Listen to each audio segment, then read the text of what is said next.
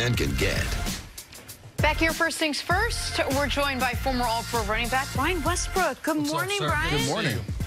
Football's back. Football is back. Yeah, we got a lot to talk about. Before you get started, man, you need to know there's some new rules on first things first. We're going into year number 3. It's hashtag year of the truth. Okay. We had Bart Scott out here a couple days ago. I'm breaking down, analyzing the analysts as they go through the segment. So if you're here for 3 or 4 segments, if you don't do well on the first one, not saying you will, but Bart didn't. Okay. I had to get a trash bag. He was so bad. He literally got a trash bag. Now, yesterday, Canty responded well, but I just want to warn you. Yeah, I appreciate that. Okay. I appreciate year number 3. Absolutely. Hashtag so you telling know, the truth. Since you're an all-pro, just like our friend Chris Carter was, you get to evaluate him as well. I'm gonna extend that. Yeah, all good. Yes.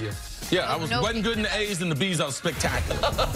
Hey, in 2018, the Cardinals traded up to take Josh Rosen with the 10th overall pick. They said they found their guy. In 2019, they traded away Josh Rosen and used their #1 overall pick on Kyler Murray. Surprisingly, they told us they found their guy again. Cardinals GM Steve Keim offered up a little clarity yesterday, saying, quote, all right, taking this guy #1, I took a lot of grief for that. You have to make the tough decisions and avoid the outside noise. Why'd you give up on this guy? Why would you trade this guy? It's unprecedented. I took Rosen in the top 10. I just felt that Murray was a generational talent that I just couldn't pass up.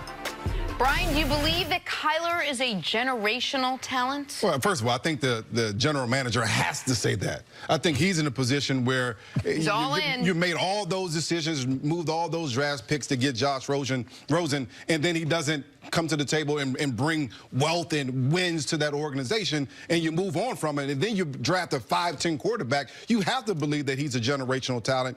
And you know, for me, here's the thing. I think generational talents are players that you can drop in any offense, on any team, and that team gets better automatically. That's fair. I don't know that Kyler Murray is that. I think that the air raid offense has to fit him perfectly for them to be successful in Arizona. And I think this offense does. It fits the things that he does very well. He understands it. He knows it. He's had to run a version of this offense in college. I think he's going to be very good at it. But can you drop him in a traditional offense? Absolutely not. He's not going to be a guy that can stand in the pocket and throw the ball 35 times a game because he's a little bit smaller. You have to do some different things. Roll the pocket, do some things, get him on the edge to make him useful, to make him and say he's a generational talent. You dropping him anywhere, and he's going to be successful. Peyton Manning, guys like Andrew Luck, generational talents. Andrew Luck certainly hasn't played out that way, but coming out of college, he was a generational talent. I'm not sure that Kyler Murray is that yet. Yeah, Jenna has got it right. I mean, they have to be all in. Yeah. Because of what they did at coach. Not only did they fire their coach last year after 1 season, which wasn't fair to him, and then getting rid of Josh Rosen, which wasn't fair to him. I can understand. If you feel like you got Andrew Luck in the pipeline, yeah, someone like that, as far as that label generational talent, I'm just going to wait a little bit, all right? And I have the fact, I've been covering this league for a long enough time. There are certain people you just can't jump out and say they're going to be this, they're going to be that. I'm going to tell you who Kyler is, though. He's a combination of the NFL being upset at themselves that they missed on Russ Wilson. All right? They missed on him out of Wisconsin. He had all the credentials off the field. Was also a professional baseball player. Led North Carolina State to a bowl game. Transferred over to Wisconsin in that 5th year. 2 days on campus. They make him team captain. He leads them to another New Year's Day bowl game. And you know what? Because he's 5'10", 3rd round is as high as he can get. And then after that, in college, we saw Baker Mayfield. And then Baker comes out last year. And I know what these general managers are, and Steve Keim's like, I'll be damned. I'm on the hot seat, too. Just imagine this. When you were watching Lamar Jackson in college play for Louisville, you said, man, what would he be like if he could throw? If he could throw, he would be like Kyler Murray. Yep. And that's why the Arizona Cardinals, all those things have happened in the league. Russell has been successful on and off his leadership. Kyler has that little quiet confidence, a lot like him. General managers know they missed on Russ. General managers started coming around on Baker, even New England. If he had slipped a little bit, New England was trying to get in on Baker. So they're giving these smaller guys more of a chance. But saying that he can play in the 60s, 70s, 80s, no. Let's just slow down a little bit. I do believe he is a special athlete.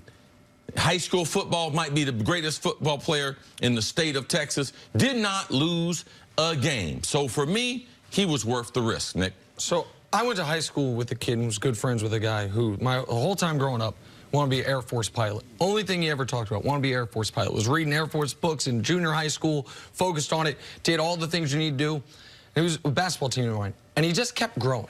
And he kept growing, he kept growing. It was great for basketball. And all of a sudden, never stopped growing. 6'6", almost 6'7". Guess what?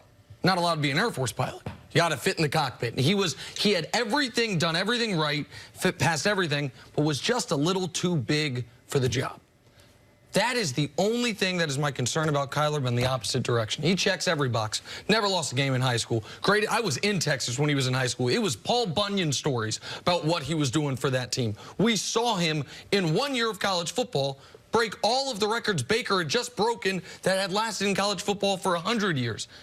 But is he just a little too small?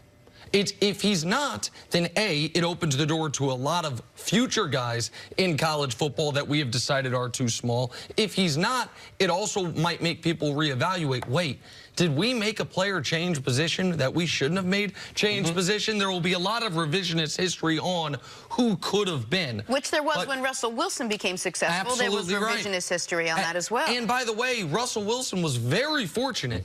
He was drafted by the organization that he was, because there's a lot of teams that if they would have taken him in the 3rd round with a quarterback they had just signed, he would have never gotten on the field, even if he had deserved to get on the field.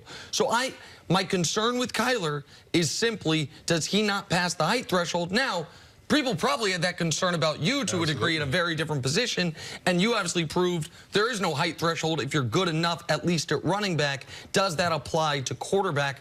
I'm not as certain. Yeah, that's a big question. I think the size thing, and I faced it my entire career. So I think you go into the league with a chip on your shoulder, and Kyler Murray, he has the ability, talent-wise, to handle all those types of questions. He's done it his entire career. Best thing for Kyler, and you kind of mentioned it, is that he's going to an offense that's going to focus on his strong suits, the things that he does very well. The offense is really built for him. He understands the offense. He understands the small nuances of the offense. He'll do a very good job. Generational is a whole different story, but he's a talent, a super type of athlete. That's what you want in a player, especially if you're going to draft him 1st overall. 2 weekends ago, I went to the Hall of Fame. It's the room of the greatest football players ever. And it's only a couple small guys in there now. Yeah. Now they're special. Darrell Green, bunch of special little guys, but not a whole bunch of them. Like, all the people in the league, Westbrook will tell you this. All the small guys, ain't none of them saying, I wish I was smaller. All of them saying, I wish I was bigger. That's right. Just like the guys who couldn't run like myself. We wish we were faster. So, man, people saying height don't matter, that's a short guy talking. Don't listen to him. Height doesn't matter. Don't believe that. Height doesn't matter. It's your heart. That's what you got to have. Everyone in that Arizona organization succeeds. If he succeeds, it's all in their best interest for them to put the right personnel around him, the right offense around him, and make sure he looks good on that field. All right, Brian, stick around. Coming up, are Aaron Rodgers and the new look Packers still a threat to win the NFC? That's next on First Things First. You earned your spot in the East. That was nice. You came out pumping. There's a short guy.